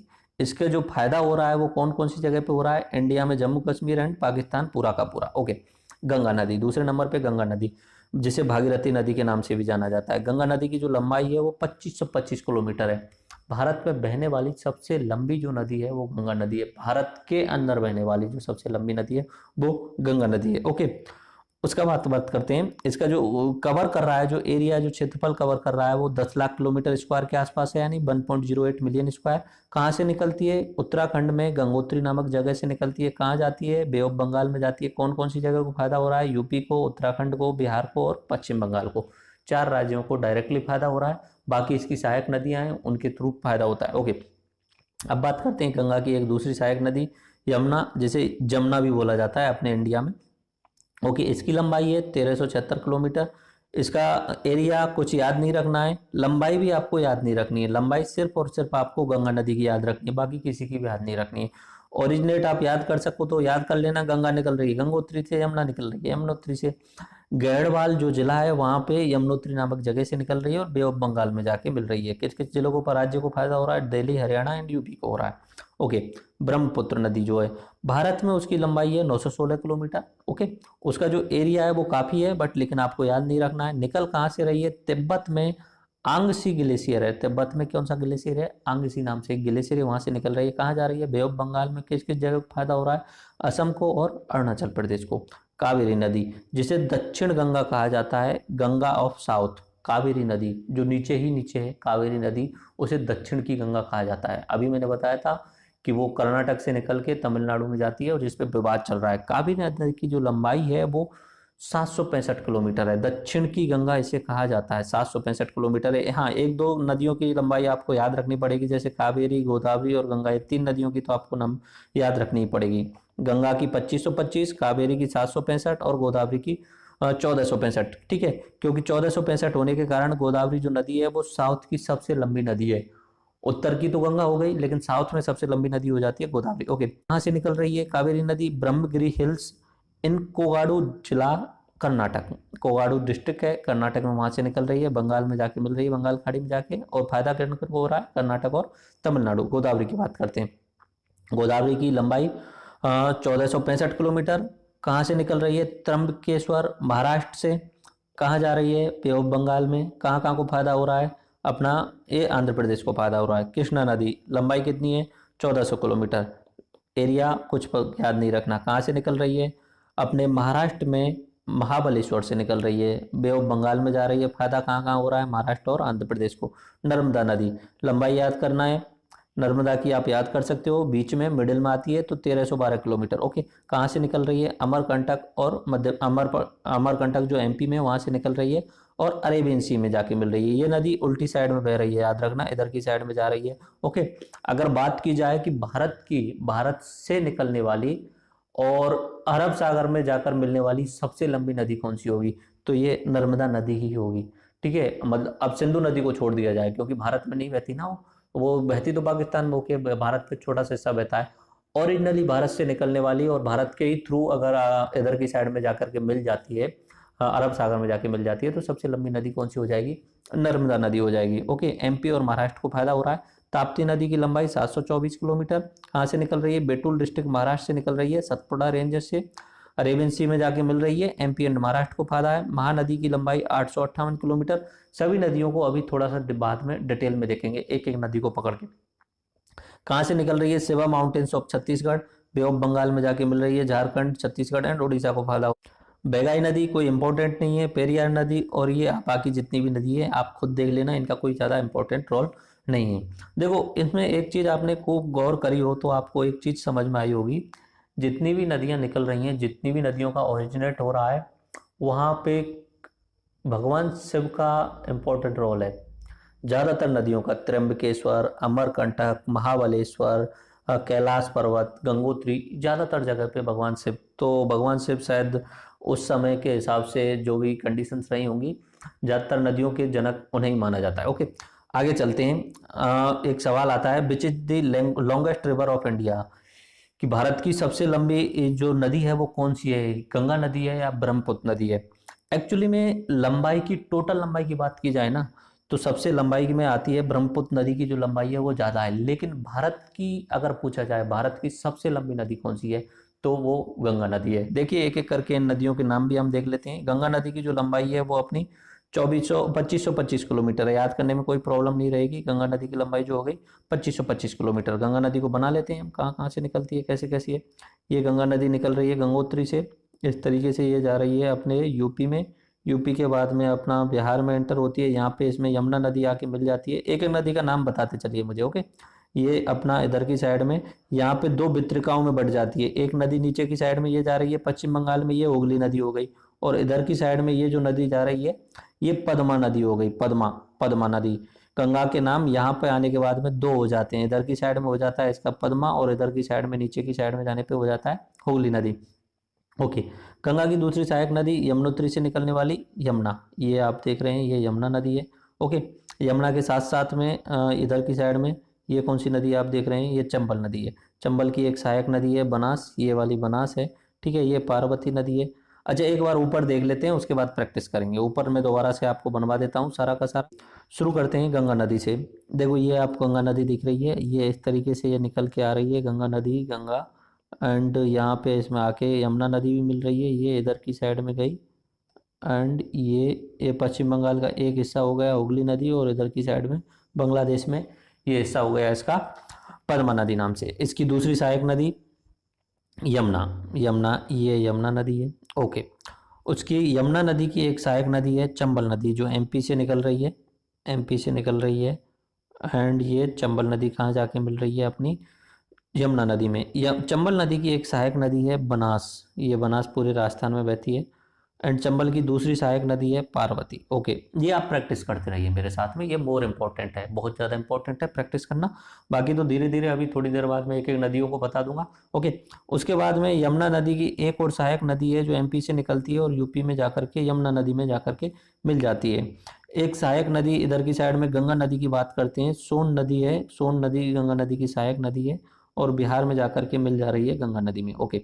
गंगा नदी की ऊपर की साइड से आने वाली सहायक नदियों की बात करते हैं। एक नदी आ रही है गोमती, गोमती नदी आ रही है और यूपी में जाकर के अपनी गंगा नदी में मिल रही है, ओके। उसके साथ साथ में दूसरी नदी की बात करते हैं, घाघरा नदी आ रही है, ये घाघरा नदी, और घाघरा नदी ये अपने बिहार में जाने के बाद में मिल रही है, ओके। उसके बाद में गंडक, गंडक नेपाल से निकल के यूपी बिहार से होते हुए बिहार से यूपी और बिहार से होती हुए गंगा नदी में जाके मिल रही है। उसके बाद में कोसी नदी, कोसी जो है वो अपना नेपाल से निकल के आ रही है, ठीक है, और ये अपना बिहार से होते हुए गंगा नदी में जाकर के मिल जा रही है। तो ये गंगा नदी तंत्र हो गया, ओके। गंगा नदी तंत्र कंप्लीट हो गया। इसकी गंगा की सहायक नदियां कौन कौन सी हुई, यमुना, सोन, ये यमुना, सोन नीचे की साइड में, एंड ऊपर की साइड में गोमती, घाघरा, गंडक और कोसी। इस तरीके से गंगा की सहायक नदियां हो गई। अब बात करते हैं इंडस रिवर सिस्टम की। देखिए इंडस नदी ये अपनी सिंधु नदी है, जम्मू कश्मीर से होती हुए पाकिस्तान में एंटर कर रही है, पाकिस्तान के बाद में अपना अरब सागर में जाकर के गिर रही है, ओके। इसकी 5 सहायक नदियों को याद करने का मैं आपको काफ़ी बार सूत्र बता चुका हूँ। झेचीरा ब्यास, झेलम, चिनाब, रावी, ब्यास, झेचीरा ब्यास, ओके। झेलम, चिनाब, रावी, ब्यास। इसमें से सबसे लंबी जो नदी है वो दूसरी सहायक नदियों में एक सतलज नदी है, इस तरीके से निकल के आ रही है ये, ओके। ये सतलज नदी आ रही है और ये अपना यहाँ पे आके सिंधु नदी में मिल रही है। सतलज नदी की एक दूसरी सहायक नदी है ब्यास, जो हिमाचल प्रदेश से निकलती है, इस तरीके से सतलज नदी की दूसरी सहायक नदी हो गई। उसके अलावा एक रावी नदी इंपॉर्टेंट है, रावी नदी इस तरीके से रावी नदी है, ये जा रही है और ये जाके मिल रही है सतलज नदी में। रावी किस में मिल रही है, सतलज में। अब रावी की एक सहायक नदी है चेनाब, चेनाब आके मिल रही है रावी नदी में, ठीक है। चेनाब आके कहाँ मिल रही है, एक सेकंड, इट्स मिस्टेकन, चेनाब आके मिल रही है रावी में, ओके। चेनाब की एक सहायक नदी है झेलम, झेलम, ये इस तरीके से, ओके। झेलम सहायक नदी है चेनाब की, चेनाब सहायक नदी है रावी की, रावी सहायक नदी है सतलज की, और सतलज सहायक नदी है सिंडस यानी इंडस नदी की, ओके। ये हो गया अपना सिंधु नदी वाला सिस्टम और ये हो गया अपना गंगा नदी वाला सिस्टम। अब ब्रह्मपुत्र नदी की बात करते हैं। ये ब्रह्मपुत्र नदी निकल रही है इस तरीके से, ये ब्रह्मपुत्र नदी ये निकल रही है एंड यहाँ पे अपना दिशा चेंज करती है, अरुणाचल प्रदेश में होते हुए अपने इंडिया में एंटर कर लेती है। इंडिया में एंटर करने के बाद में असम में होते हुए और बांग्लादेश में जाकर के पद्मा नदी में, गंगा नदी जिसे बोलते हैं, उस नदी में जाके मिल जाती है। और यहाँ पे पद्मा नदी की बहुत सारी वितरिका हैं, जैसे कि मैंने बताया था, जहाँ पे नदी खत्म होने वाली है वितरिका बनाती है और बहुत सारी नदियों में वितरित हो जाती है, और वो वितरिका जो होती हैं वो काम करती हैं किसका, पानी को समुद्र में छोड़ने का। तो यहाँ पे डेल्टा बन जाता है, डेल्टा, और इस डेल्टा का नाम है सुंदरबन डेल्टा। ये विश्व का सबसे बड़ा डेल्टा है। ओके, अब ब्रह्मपुत्र नदियों की कुछ सहायक नदियों का नाम देखते हैं। देखो, यहाँ से भूटान से एक नदी निकल रही है, उसका नाम है मानस नदी, इंपॉर्टेंट रिवर है। ओके, एक नदी आ रही है सिक्किम से होते हुए पश्चिम बंगाल होते हुए तीस्ता, जिसपे जल विवाद रहता है भारत और बांग्लादेश के बीच में। ओके, उसके बाद में एक स्पेशल अपनी साउथ की नॉर्थ ईस्ट की एक नदी है जो मणिपुर से निकलती है, त्रिपुरा होते हुए, असम होते हुए, और इधर की साइड में बांग्लादेश में चल जाती है। इसका नाम है बराक नदी, बराक रिवर। ओके, ये इंपॉर्टेंट नदी है, मणिपुर से त्रिपुरा और असम होते हुए बांग्लादेश में जाती है। तो ये कौन सा सिस्टम हो गया इधर वाला, ये ब्रह्मपुत्र नदी तंत्र हो गया। ओके, अब देखिए इधर की साइड में एमपी से निकल रही है नर्मदा नदी, ये जा रही है एंड जाके कहाँ मिल रही है, गिर रही है अरब सागर में। उसके बाद दूसरी नदी ताप्ती नदी, ये अरब सागर में जाकर के गिर रही है। ओके, एमपी और महाराष्ट्र को इससे फायदा हो रहा है। अब मैंने ऊपर से नीचे आपको एक तरीका बताया था याद करने का, वो बताया था महा, गोदान, कृष्णा, तुंग पे कावेरी। तो महानदी सबसे ऊपर लेते हैं, महानदी, ठीक है। ये महा था साउथ की नदियों को याद करने का, महा, गोदान, कृष्णा, तुंग पे कावेरी। तो देखिए ये महानदी छत्तीसगढ़ से निकल रही है, महानदी से बात कर रहे हैं, और छत्तीसगढ़ के बाद में उड़ीसा में एंटर कर रही है और इधर की साइड में बे ऑफ बंगाल में जाके गिर रही है। इसकी एक सहायक नदी है तेल नदी। उससे ऊपर एक दो इंपॉर्टेंट नदियों के नाम देख लेते हैं। झारखंड से एक नदी निकलती है पश्चिम बंगाल होते हुए, अपनी बंगाल सागर में गिर जाती है, उसका नाम है सुवर्ण रेखा नदी। ओके, उसके बाद में एक और इम्पोर्टेंट नदी है जो कि अपना छत्तीसगढ़ से झारखंड में एंटर करते हुए और उड़ीसा में निकल जाती है, वो है ब्राह्मणी नदी, ब्राह्मणी नदी। ओके, ओके, उसके बाद चलते हैं महागोदान, गोदावरी नदी। ये गोदावरी नदी, ये गोदावरी महाराष्ट्र से निकल रही है, महाराष्ट्र से निकलने के बाद तेलंगाना में एंटर कर रही है, तेलंगाना के बाद में वो अपना आंध्र प्रदेश में जा रही है, ये आंध्र प्रदेश के पास पहुंच गई। ओके, अब इसकी कुछ एक सहायक नदियां हैं, जैसे कि गोदावरी नदी की सहायक नदी है बारंगल नदी, और एक दूसरी नदी है इंद्रावती नदी। ये दो सहायक नदियां हो गई, इंद्रावती एंड बारंगल। ओके, उसके बाद में महागोदान, कृष्णा, कृष्णा की बात करते हैं। तीसरे नंबर पे मैं कृष्णा नदी को लेता हूँ। ओके, कृष्णा नदी, उसके बाद में कृष्णा। तो कृष्णा नदी जो है वो यहाँ से निकल रही है महाराष्ट्र से, महाराष्ट्र से निकलने के बाद में कर्नाटक में एंटर कर रही है, कर्नाटक के बाद तेलंगाना में, तेलंगाना के बाद में वो यहाँ बॉर्डर बनाती है तेलंगाना और आंध्र प्रदेश का, और आंध्र प्रदेश में एंटर कर रही है। तेलंगाना में एंटर करने के बाद में और यहाँ पे बॉर्डर बनाने के बाद में कहाँ पहुँच रही है, बे ऑफ बंगाल में पहुँच रही है। इसकी दो सहायक नदियों के नाम है, एक तो भीमा नदी है, ठीक है, जो महाराष्ट्र से निकल के कर्नाटक में जाके मिल जाती है कृष्णा नदी में, और दूसरी सहायक नदी है तुंगभद्रा, ठीक है, तुंगभद्रा कर्नाटक से निकलती है और तेलंगाना में जाके मिल जाती है। उसके बाद में बताया कृष्णा, तुंग पे कावेरी, तुंगभद्रा ये हो गई, पेन्नार, पेन्नार ये नदी अपने कर्नाटक से निकलती है और आंध्र प्रदेश में बहती हुई अपने बे ऑफ बंगाल में जाके पानी को छोड़ देती है। उसके बाद में कावेरी, कावेरी नदी अपने इधर की साइड में, ये कर्नाटक से निकल रही है, ये कावेरी, और कावेरी जा रही है सीधी तमिलनाडु में होते हुए बे ऑफ बंगाल की साइड में। ओके, एक दो नदी और है, पेन्नियार है और पालार है, ये आप याद करना चाहें तो कर सकते हैं। तो ये तो मेजर मेजर इंपॉर्टेंट नदियां हो गई। अब इनका डिटेलिंग करते हैं, बाद नीचे चलते हैं, एक एक नदी को पकड़ते हैं और पूरा का पूरा डिटेल करते हैं। अच्छा, वहाँ चलने से पहले आप दोबारा से प्रैक्टिस कर लीजिए एक बार, और एक बार प्रैक्टिस कर लीजिए। ये मैप, ये मैं गंगा नदी तंत्र तो बना चुका हूँ, इंडस नदी बता देता हूँ, ये इंडस नदी है। ओके, ये इंडस नदी जा रही है। इंडस में सबसे बड़ी जो नदी आके मिल रही है वो ये इधर की साइड में सतलज नदी हो गई। सतलज में आकर के एक नदी मिल रही है ब्यास, ठीक है। ऊपर से झेलम नदी से बात कर रहे हैं, झेलम, झेलम के पास में कश्मीर से श्रीनगर शहर है, झेलम नदी आके मिल रही है चिनाब में, ये चिनाब नदी है, ये जो चल रही है चिनाब, और चिनाब आके मिल रही है रावी नदी में, ये रावी नदी है, एंड रावी नदी जाके मिल रही है सतलज में, और सतलज जाके मिल रही है अपनी सिंधस नदी में। ओके, तो ये अपने सिंधु नदी का तंत्र हुआ, ये गंगा नदी का तंत्र, ये बेतवा नदी है, बेतवा नदी गंगा नदी की सहायक है, वो गंगा नदी नहीं यमुना नदी की सहायक है, और गंगा नदी में जाकर के मिल जाती है यमुना नदी। और ये सोन नदी है, सोन नदी गंगा नदी की नीचे की साइड से आने वाली सहायक है। ऊपर से मैं आपको बता ही चुका हूँ, ठीक है, सरयू, गंडक और कोसी नदियाँ बताई थी। उसके अलावा ये ब्रह्मपुत्र नदी है, ये पूरे की पूरी ब्रह्मपुत्र नदी, और ये इधर के आकर मिल रही है ऊपर शायद इसमें तीस्ता नदी आ रही है, और यहाँ से मानस नदी आ रही है, ये बराक नदी है, ये वाली बराक नदी है। अभी जो नदी बताई है आपको इस साइड में, ये बताइए मैंने आपको नर्मदा, उसके बाद में दूसरी है ताप्ती नदी, उसके बाद में गोदावरी नदी, ये आपको बताई थी गोदावरी नदी। ओके, ठीक है, उसके बाद में कृष्णा नदी बताई थी, कृष्णा इस तरीके से, कृष्णा की दो सहायक नदियां, ये तुंगभद्रा और ऊपर से जो आ रही है वो भीमा।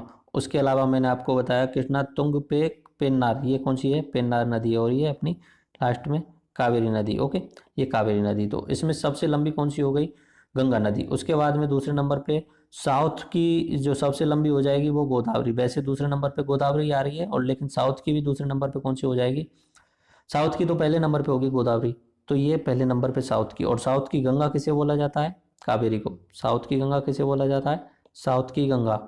एंड साउथ की सबसे लंबी नदी कौन सी हो गई, गोदावरी। ओके, भारत की सबसे लंबी कौन सी हो गई, गंगा। साउथ की सबसे लंबी नदी कौन सी हो गई, गोदावरी। एंड साउथ की गंगा कौन सी हो गई, कावेरी। ओके, अब बात करते हैं नदियों के किनारे प्रमुख शहर। देखो ऐसे तो पूरी पूरी लिस्ट बनी हुई है यहाँ पे, 66 66 जो है सिटी हैं, लेकिन उनमें से जो इंपॉर्टेंट इंपॉर्टेंट है मैंने इसमें हाईलाइट किया हुआ है। एक एक करके मैं आपको नाम बोल देता हूँ, याद आपको ही करना है। ओके, पहले बात करते हैं विजयवाड़ा। विजयवाड़ा जो है वो कृष्णा नदी के किनारे है, आंध्र प्रदेश राज्य के अंदर। ओके, गुवाहाटी, गुवाहाटी जो है वो ब्रह्मपुत्र नदी के किनारे है, असम में। ओके, अहमदाबाद साबरमती के किनारे है और गुजरात में। श्रीनगर झेलम नदी के किनारे है, जम्मू कश्मीर में है। ओके, उसके बाद में आगे चलते हैं, जो इंपॉर्टेंट है उसमें उज्जैन जो है वो शिप्रा नदी के किनारे है, एमपी में। ग्वालियर जो है वो चंबल नदी के किनारे है, एमपी में। जबलपुर जो है नर्मदा नदी के किनारे है, एमपी में। नासिक, नासिक गोदावरी नदी के किनारे है, महाराष्ट्र में। राउरकेला जो है ब्राह्मणी नदी के किनारे है और उड़ीसा में है, क्योंकि राउरकेला इसलिए इंपॉर्टेंट हो जाता है, वहाँ पे उद्योग धंधे हैं बहुत सारे। ठीक है, उसके बाद में कड़क, कटक, कटक जो है वो उड़ीसा में आता है और महानदी के किनारे है, महानदी के किनारे कटक है। ओके, फिरोजपुर जो है वो सतलज किनारे है और पंजाब में। कोटा चंबल नदी के किनारे है, राजस्थान में। तिरुचिरापल्ली कावेरी नदी के किनारे है, तमिलनाडु में। हैदराबाद मूसी नदी के किनारे है, तेलंगाना में आता है अभी। ओके, हरिद्वार सब जानते हैं गंगा नदी के किनारे है। लखनऊ गोमती नदी के किनारे है, यूपी में। उसके अलावा कन्नौज जो है वो गंगा नदी के किनारे है, यूपी में। इटावा यूपी में ही है और यमुना नदी के किनारे। मथुरा सब जानते हैं यमुना नदी के किनारे है। अयोध्या सरयू नदी के किनारे है और कोलकाता हुगली नदी के किनारे है, जो कि अपनी गंगा नदी की वितरिका है। ओके, अब बात करते हैं डैम। डैम यानी बांधों की। देखो बांध क्यों बनाए जाते हैं, जैसे कि ये नदी बह रही है तो इस नदी का पानी नॉर्मली तो सीधा सीधा जाके अपना समुद्र में जाके मिलना है, लेकिन इसका यूज करना है तो यहाँ पे कुछ एक तरीके से आप स्टॉपेज लगा दीजिए, पूरा का पूरा एक दीवार खड़ी कर दीजिए। तो इसका जो पानी है वो पीछे की साइड में, इधर की साइड में पहाड़ होने चाहिए नॉर्मली, ताकि वो पूरा का पूरा रिजर्वोयर बन जाए।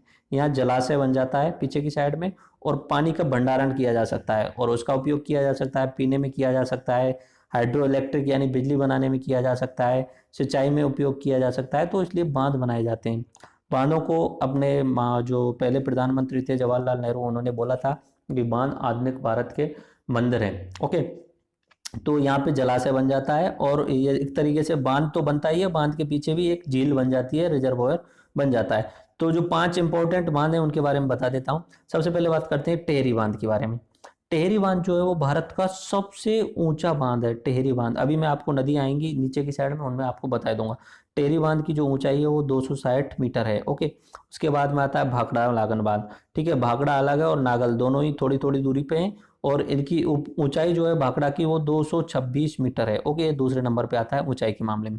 अब बात करते हैं सरदार सरोवर बांध। ठीक है, ये नर्मदा नदी पे बना हुआ है और गुजरात में बना हुआ है। ओके, उसके बाद में हीराकुंड बांध। हीराकुंड बांध जो है वो लॉन्गेस्ट है, लंबाई जो है वो सबसे ज्यादा है। देखो बांध की 3 तरीके से हो जाएंगे। एक तो हो जाएगा अपना ऊंचाई के हिसाब से, ऊंचाई में सबसे ऊंचा कौन सा हो गया, टेहरी बांध। एक हो जाएगा लंबाई के हिसाब से, लंबाई में सबसे लंबा बांध कौन सा हो जाएगा, हीराकुंड बांध, जो कि उड़ीसा में है, महानदी पर, उड़ीसा में महानदी पर, जिसकी लंबाई है 26 किलोमीटर। और एक हो जाएगा क्षमता के हिसाब से, सबसे ज्यादा क्षमता, यानी ये जो पीछे की साइड में रिजर्वोयर बना है जिसमें सबसे ज्यादा पानी ग्रहण करने की क्षमता हो, तो वो हो जाता है नागार्जुन सागर बांध। इसकी सर्वाधिक क्षमता है, क्षमता कितनी है, 53 लाख एकड़ फीट। याद करना है, नहीं करना है। ओके, कृष्णा नदी पर है और ये तेलंगाना में। ओके, अब एक एक करके नदी तंत्र देखते चलिए। बाकी आपको नीचे डिस्क्रिप्शन में इसकी पीडीएफ लिंक मिल जाएगी, वहां से डाउनलोड कर लेना और आप खुद से देखना एक एक इमेज को, then it will be beneficial for you. पूरा का पूरा आराम से एक एक इमेज पे 5-5 मिनट देना।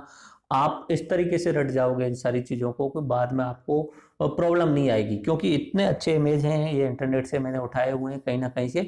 तो आप इनको देखना और यूज करना। ओके, सबसे पहले बात करते हैं सिंधु सिंधु नदी तंत्र की। देखिए सिंधु नदी की सहायक नदियों के बारे में, इधर की साइड में पाकिस्तान में दो नदियां सहायक नदियां हैं, काबुल नदी और कुर्रम नदी, ये पाकिस्तान वाले क्षेत्र में। भारत की साइड से निकलने वाली सबसे इंपॉर्टेंट सतलज नदी है। सतलज नदी में आकर के कौन सी नदी मिल रही है? ब्यास नदी। ठीक है, इधर की साइड में एक चिनाब नदी है, और चिनाब जो आके मिल रही है सतलज में, और चिनाब की दूसरी सहायक नदी है रावी, और झेलम सीधा जाके मिल रही है अपना, झेलम जो है वो झेलम जो है चिनाब में मिल रही है। यहाँ पे मैंने इसमें गड़बड़ लगाया हुआ है, झेलम सीधा नहीं है, झेलम मिल रही है जाके चिनाब में। 1 सेकंड में से क्लियर कर देता हूँ। झेलम जो है वो चिनाब में जाकर के मिल रही है। ओके, ये इस तरीके से। हाँ, अब ये देख लीजिए, ये सिंधु नदी है आपकी, ये निकल के जा रही है एंड ये पहुंची हुई, और ये पाकिस्तान में एंटर करते हुए पहुंच गई। ओके, बात करते हैं सतलज नदी। सतलज नदी तिब्बत से निकल रही है एंड ये चलती जा रही है सतलज नदी, और ये अपने पाकिस्तान में जाके एंटर कर रही है। देखो, अब यहाँ सतलज नदी पे दो इंपॉर्टेंट बांध हैं। ठीक है, एक तो है भाखड़ा यहाँ पे, और उससे थोड़ा सा आगे ही है नागल बांध। ठीक है, भाखड़ा और नागल, तो ये इंपॉर्टेंट है भाखड़ा नागल बांध। और इनके पीछे जो सागर बन जाता है, रिजर्वोयर बन जाता है भाखड़ा के पीछे, उसे बोलते हैं गोविंद सागर बांध। गोविंद सागर रिजर्वोयर, रिजर्वोयर यानी जलाशय जहाँ पे जल का भंडार होता है। ओके, तो ये सारी की सारी नदियां आपको दिख रही होंगी। इनमें जो जो इंपॉर्टेंट चीजें मैं आपको बता देता हूँ। ये चेनाब नदी आपको दिख रही है, चेनाब यहाँ आके ये मिल रही है सतलज में। ठीक है, सतलज ये जा रही है, सतलज में आके मिल जाती है। चेनाब नदी पे 3 इंपॉर्टेंट डैम प्लांट चल रहे हैं। एक दुलस्ती, दूसरा है बालीहार। ये दुलस्ती पहले नंबर पे, दुलस्ती, दूसरा हुआ बागलीहार डैम, और तीसरा हुआ Salal hydro electric power station. ठीक है, तो 3 है, ये आप याद कर लेना। पाकिस्तान में झेलम नदी पर एक इंपॉर्टेंट जो डैम है वो मांगला डैम है। ओके, तो ये अपना सिंधु नदी तंत्र हुआ। अब करते हैं गंगा नदी तंत्र की बाद में। ठीक है, गंगा नदी के ऊपर से जो सहायक नदियां हैं गोमती, घाघरा, गंडक और कोसी है। नीचे की साइड से यमुना आती है, सोन आती है। यमुना की सहायक नदी चंबल, सिंध, बेतवा और केन। इधर की साइड में सोन की सहायक नदी है रेहान और नॉर्थ कोयल। ठीक है, देख लीजिए आप अपनी साइड में। देखो, मैं अभी तो आपको डिटेल में समझाने की कोशिश करूँ तो समझ में आप समझ सकते हो, तो देखिए एक एक करके देखते हैं क्या क्या समझ में आता है। ओके, देखो, यहाँ से एक नदी निकलती है धौली गंगा। ठीक है, धौली गंगा से आगे यहाँ पे एक जगह है, जगह का नाम है विष्णु प्रयाग। ओके, धौली गंगा इधर मुड़ गई। इधर से आती है नंदाकनी नदी, ये नंदाकनी नदी आ गई। ओके, नंदाकनी नदी और धौली गंगा नदी आके मिल गई हैं नंद प्रयाग में। कहाँ पे आके मिल गई हैं? नंद प्रयाग में। ओके, ये नंद प्रयाग में आके चल के नदी आगे चल रही हैं। और इधर से एक नदी आ रही है पिंडार नदी, ये उत्तराखंड में चल रहा है सब कुछ, यूके में उत्तराखंड में चल रहा है। ये नदी आ रही है पिंडार नदी, और यहाँ पे कर्ण प्रयाग है। कौन सा प्रयाग है? कर्ण प्रयाग। यहाँ पे आके मिल गई हैं ये नदियाँ, पिंडार और नंदाकिनी नदी। अब यहाँ पे इनका नाम चेंज हो जाता है, नाम हो जाता है अलकनंदा। ठीक है, यहाँ पे आके इस साइड में एक नदी आके मिल जाती है मंदाकिनी नदी। ये पिंडार में मंदाकिनी नदी मिल जाती है, तो इसका नाम क्या हो गया? अलकनंदा। अब हुआ है अलकनंदा नाम, कहाँ पे हुआ है? रुद्रप्रयाग पे। रुद्रप्रयाग के बाद में अलकनंदा चलती है, अलकनंदा चलती हुई, और ये जगह जो है वो देवप्रयाग है। कौन सी जगह है यहाँ पे? देवप्रयाग। ये जो जगह है वह देवप्रयाग। एक अलकनंदा ये नदी इधर की साइड से आ रही है। ठीक है, और ऊपर की साइड से एक नदी आ रही है जिसका नाम है भागीरथी नदी। क्या नाम है? भागीरथी। अलकनंदा और भागीरथी नदी, ये दोनों नदियां जो हैं आकर के मिल रही हैं यहाँ पे। ये अलकनंदा और ऊपर की साइड से भागीरथी कहाँ पे आके मिल रही हैं? देवप्रयाग में।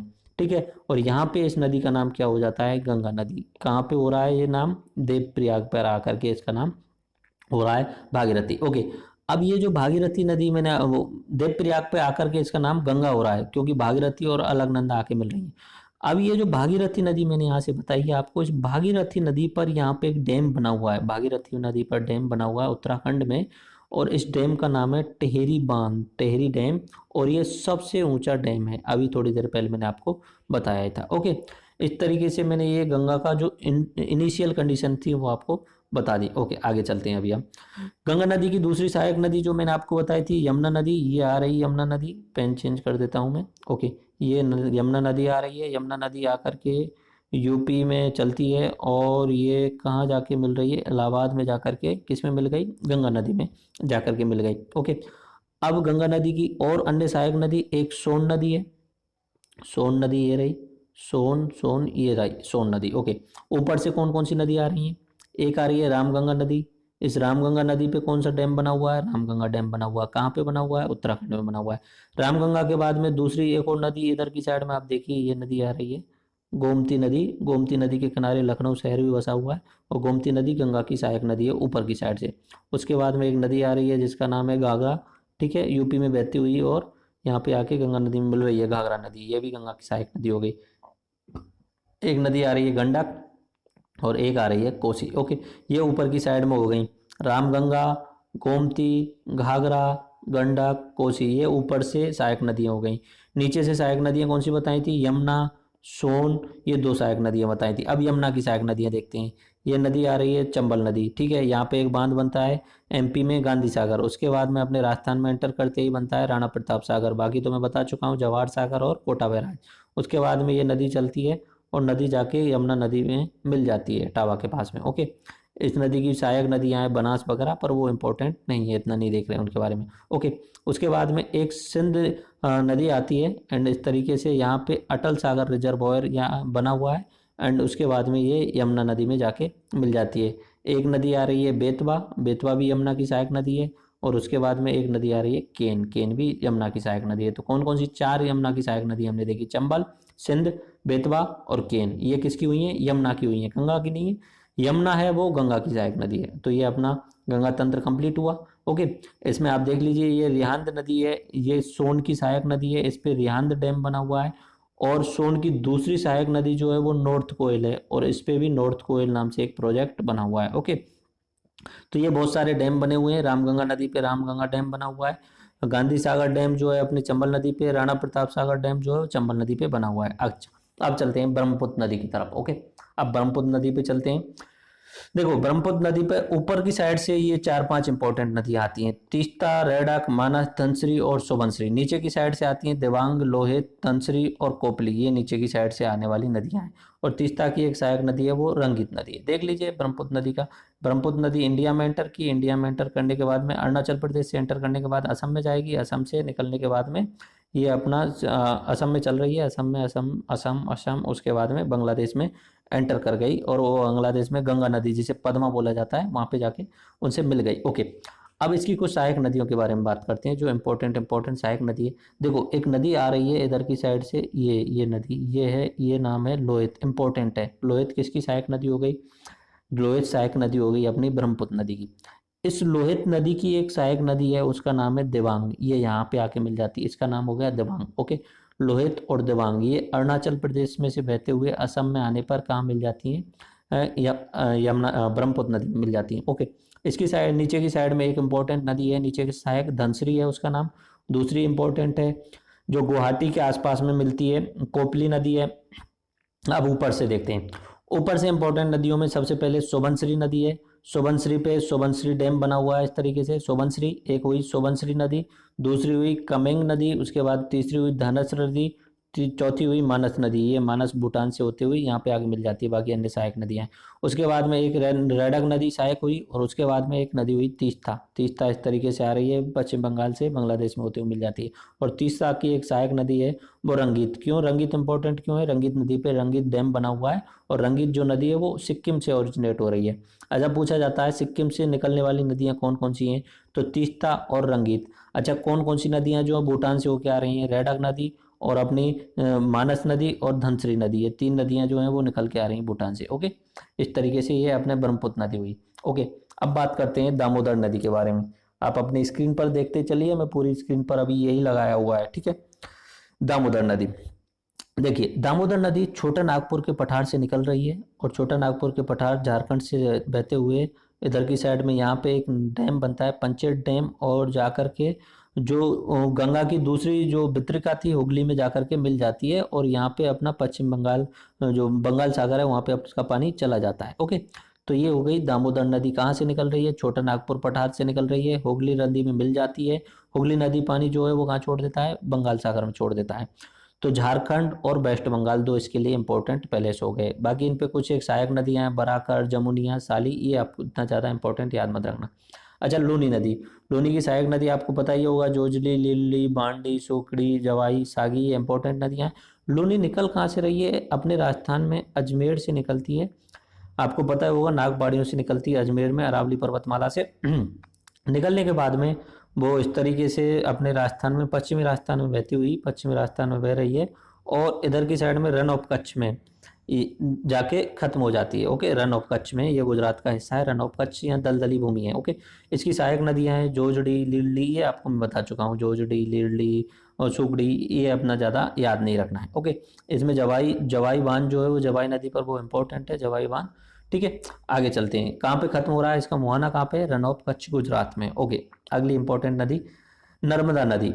नर्मदा नदी, इसका देखना, याद रखना, आपको पीडीएफ जो है नीचे डिस्क्रिप्शन में मिल जाएगा, नीचे डिस्क्रिप्शन से डाउनलोड कर लेना और 5-5 मिनट हर इमेज पे निकालना। अब एक बार ये पूरा जो पीडीएफ है कंप्लीट कर लोगे ना, उसके बाद में आपको शायद कभी नदियों को पढ़ने की जरूरत ही नहीं पड़ेगी, क्योंकि इसमें सारा कुछ कवर कराया हुआ है मैंने। ओके, देखिए कहाँ से निकल रही है, अमरकंटक से निकल रही है। अमरकंटक एमपी से निकल रही है और इस तरीके से पूरे एमपी में बहते हुए, ठीक है, एमपी में बहते हुए और जा रही है कहाँ पे, ये अपना क्षेत्र कौन सा हो गया, अरब सागर। ठीक है, इसे खंबात की खाड़ी भी बोलते हैं, खंबात की खाड़ी। ओके, तो अरब सागर में जाकर के ये मिल रही है। आगे चलते हैं, इस पे कुछ एक इम्पोर्टेंट बात मैं आपको बता देता हूँ। यहाँ पे एक सहायक नदी है, तवा नदी है, गिंजल नदी है, शक्कर नदी है, कोलार है, हेरान है और सांग, ये आपको याद नहीं रखनी है। बट इस नदी पर जो कुछ एक डैम बने हुए हैं वो इंपॉर्टेंट है। जहाँ पे देखो, यहाँ पे सरदार सरोवर बांध बना हुआ है, किस नदी पे बना हुआ है, नर्मदा नदी पे। ओके, उसके अलावा यहाँ पे ओमकारेश्वर डैम बना हुआ है इस जगह पे। उससे पहले इंदिरा सागर डैम बना हुआ है। इंदिरा सागर और ओमकारेश्वर ये दोनों एमपी के अंदर हैं और सरदार सरोवर जो है वो गुजरात के अंदर है। ओके, आगे चलते हैं अगली नदी की तरफ, साबरमती नदी। साबरमती का नाम तो सुना होगा, साबरमती के संतों ने कर दिया कमाल। ओके, सोर्स देखते हैं अपने उदयपुर में। उदयपुर में अरावली पर्वतमालाओं से ये नदी निकलती है और ये निकलने के बाद में सीधी चलती है गुजरात में। गुजरात में यहाँ पे धरोई डैम है, धरोई बांध है। ओके, धरोई डैम है। उसके बाद में ये जाती है गांधीनगर के पास में होते हुए और ये अपना सीधा का सीधा गल्फ ऑफ खंबात में जाके पानी को छोड़ देती है माउथ में। ओके, इसकी कुछ एक सहायक नदियां हैं वो आप याद देख लेना, बाकी इंपॉर्टेंट नहीं है, वो आप स्टॉप करके या आप पीडीएफ डाउनलोड करके आराम से एक एक डैम को देख लेना। इसलिए इंपॉर्टेंट नहीं है इतने ज़्यादा डैम, लेकिन फिर भी आप देख लेना। ओके, उसके बाद चलते हैं महानदी नदी। महानदी पे, महानदी नदी, महानदी रिवर बोलेंगे। ओके, महानदी जो निकल रही है वो दंडकारण्य हिल्स हैं अपने यहाँ छत्तीसगढ़ में, वहां से निकल रही है और निकलते ही उस पर 2 डैम बने हुए हैं। निकलने के बाद में 2 डैम बने हुए हैं, एक तो दुधवा डैम है और उसके बाद में एक है गैंगरेल डैम। ओके, और ये निकल रही है, निकलने के बाद में इस तरीके से यहाँ आने के बाद में एक डैम बना हुआ है हीराकुंड डैम। ओके, हीराकुंड इधर के बाद में फिर महानदी जा रही है और उड़ीसा में होते हुए कहाँ पहुंच रही है, अपना पानी कहाँ छोड़ रही है, अपना बंगाल सागर में। देखिए यहाँ पे इसकी एक वितरिका है दया, ये DAY है आपको दिख रही हो, और ये दया पानी कहाँ पे छोड़ रही है आपको दिख रहा है, चिल्का लेक में। चिल्का लेक भारत की सबसे बड़ी झील मानी जाती है, लेकिन ये समुद्र से टच है ना, तो इसे लेगून झील कहा जाता है। लेगून झील मतलब जिसका पानी समुद्र से टच होता है। देखो नदी एक्चुअली में कैसी है ये मैं आपको बता देता हूँ, यहाँ पे एक सेकंड। हाँ, ये जो झील है, इस झील की खास बात क्या है, ओरिजिनली तो ये झील इस तरीके से है और इस तरीके से ये पूरा बीच में से छोटा सा हिस्सा, ये जो आप देख रहे हैं ना, ये वाला हिस्सा, इसे जूम आउट कर देता हूँ।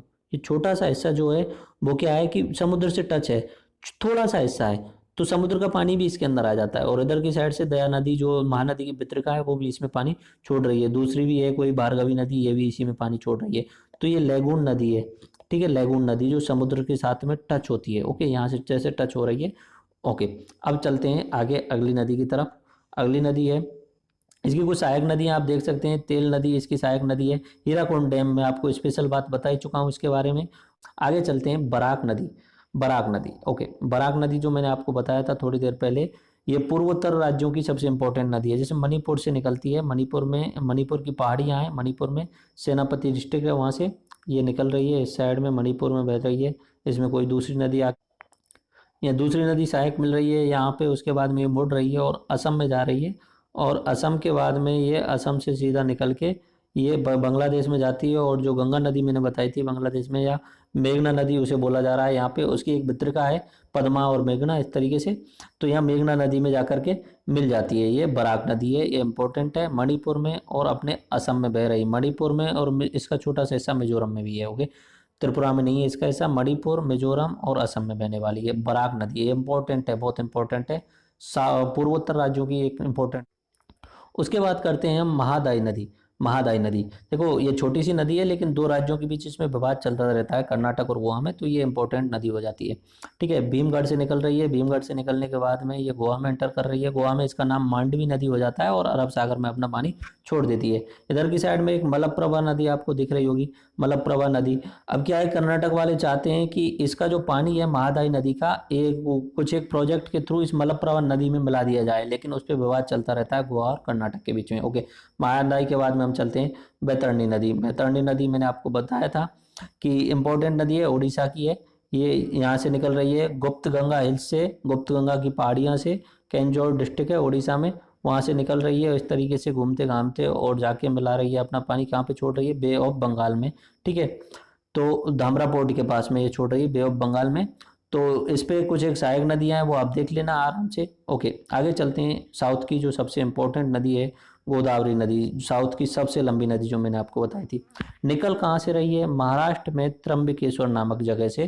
त्र्यंबकेश्वर से निकलने के बाद इस पे एक सबसे पहले आ जाता है गंगापुर डैम, उसके बाद में चल रही है, फिर उस पर दूसरा डैम आ गया जायकवाड़ी डैम, उसी नदी पे गोदावरी पे। उसके बाद में ये चल रही है, चलती चलती यहाँ पे अगला डैम आ गया श्री राम सागर डैम, उसके बाद में ये जा रही है एंड ये पहुंच गई अपना बंगाल खाड़ी में। ओके, तो ये अपनी गोदावरी नदी हो गई। इसकी कुछ एक इंपॉर्टेंट सहायक नदियों के अगर नाम को याद करने हैं तो याद कर सकते हैं।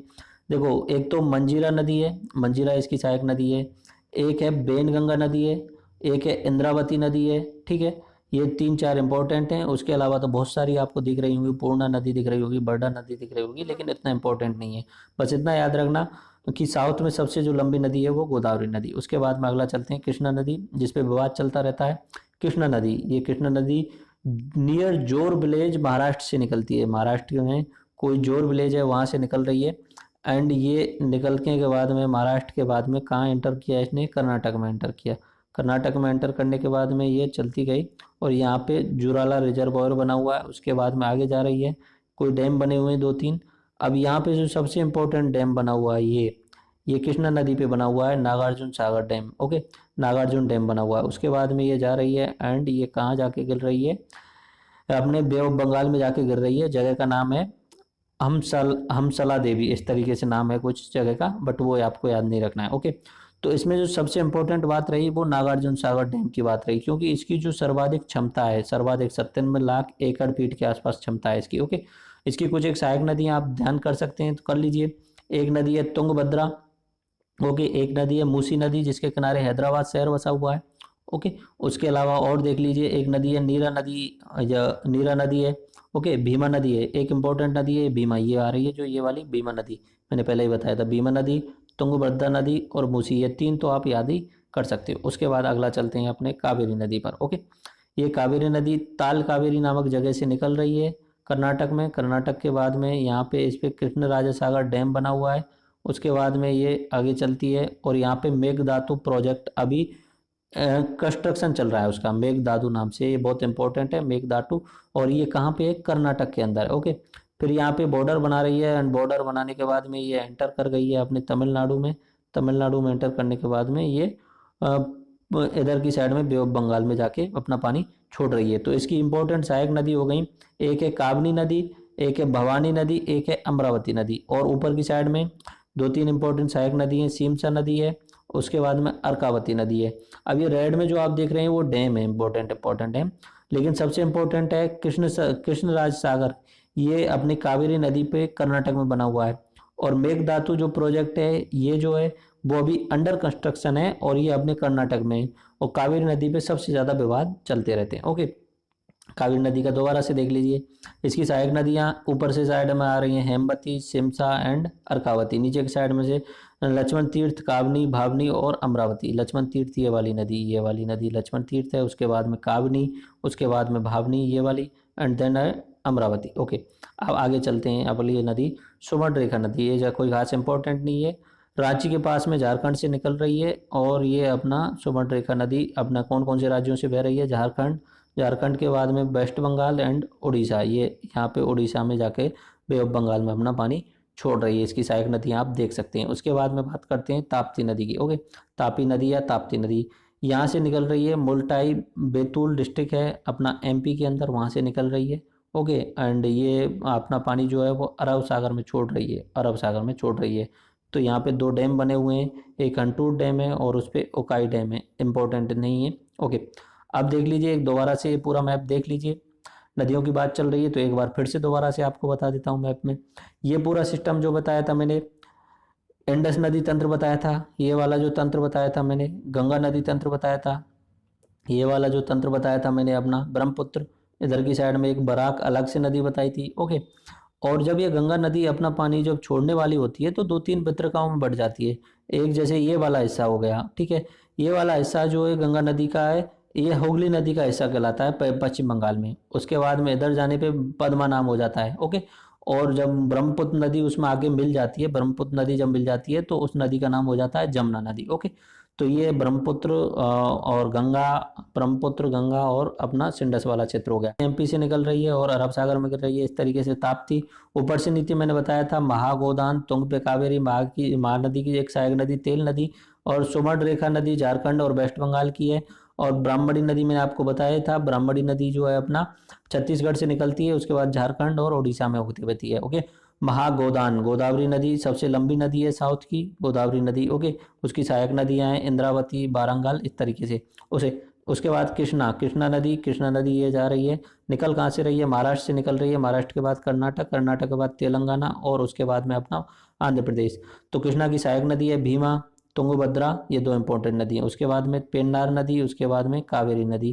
कावेरी कर्नाटक से निकल रही है, तमिलनाडु में होते हुए पे बंगाल में अपना पानी छोड़ रही है। और एक दो है पेन्नार नदी, ये इंपॉर्टेंट। ओके, ये खाली मैप दिया हुआ है, इसमें आप चाहें तो आप जाते जाते बना सकते हैं। सिंधु नदी बना सकते हैं, सिंधु की नदी की सहायक नदियां जैसे बना सकते हैं, जैसे सतलज नदी, सतलज की दूसरी सहायक हो गई ब्यास, ब्यास के साथ में झेलम नदी आ रही है जैसे यहाँ से। ओके, झेलम नदी आ रही है, झेलम नदी जो आके मिल जाती है चिनाब नदी में, चिनाब मिल जाती है सतलज में। तो झेलम, चिनाब, रावी, व्यास, सतलज और रावी में मिल जाती है चिनाब। ओके, तो ये रावी, ये चिनाब और ये झेलम। उसके बाद में गंगा नदी, गंगा नदी ये इस तरीके से गई। यहाँ पे जो एक हिस्सा है वो हुगली हो गया, एक हिस्सा है वो पद्मा हो गया, यहाँ तक पद्मा हुआ, जहाँ तक ब्रह्मपुत्र नदी आके मिलेगी वहां तक पद्मा। उसके बाद में उसका नाम हो जाएगा जमुना। ओके, उसके बाद में यमुना की, गंगा की दूसरी सहायक नदी जो मैंने बताई थी यमुना, यमुना की एक सहायक नदी जो बताई थी चंबल नदी, चंबल नदी बॉर्डर बनाती है अपने राजस्थान का, ठीक है, ये चंबल नदी। ओके, चंबल के बाद में मैंने आपको बताया था केन, बेतबा, इस तरीके से दो नदियां बताई थी। उसके बाद में इधर की साइड में एक सोन नदी बताई थी मैंने, जो गंगा नदी की सहायक नदी है। ऊपर की साइड से मैंने आपको बताया था गोमती, गंडक, कोसी, ठीक है, ये गोमती, गंडक, कोसी इस तरीके से बताई थी।